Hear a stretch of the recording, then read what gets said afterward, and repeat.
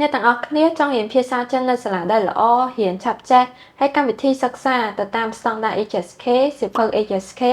និងទទួលបានឱកាសប្រឡងយកវិញ្ញាបនបត្រដែលជាវិញ្ញាបនបត្រតេស្តភាសាចិនកម្រិតអន្តរជាតិដែរឬទេ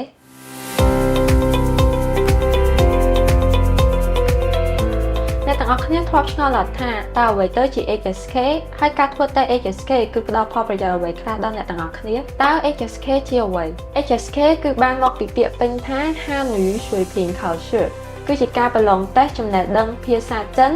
ដែលមានលក្ខណៈស្តង់ដារអន្តរជាតិដើម្បីវាស់ស្ទង់សមត្ថភាពអ្នកប្រឡងដែលមិនមែនជាជនជាតិដើមនិយាយភាសាចិនថាតើពួកគាត់អាចប្រើប្រាស់ភាសាចិនសម្រាប់ធ្វើទំនាក់ទំនងប្រចាំថ្ងៃ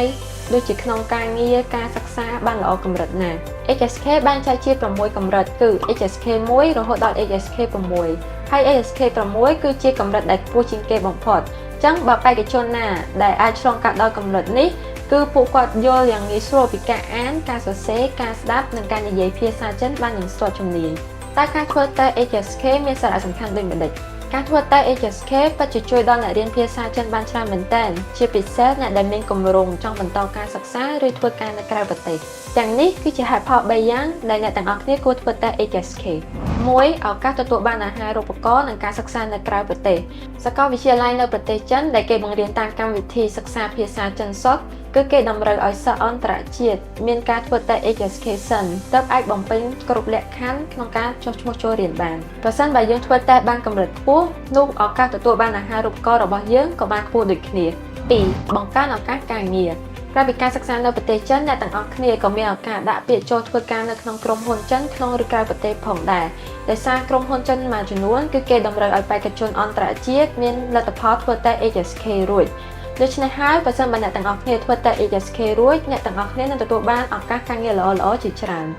3. អភិវឌ្ឍជំនាញភាសាចិនរបស់អ្នកបានឆាប់រហ័ស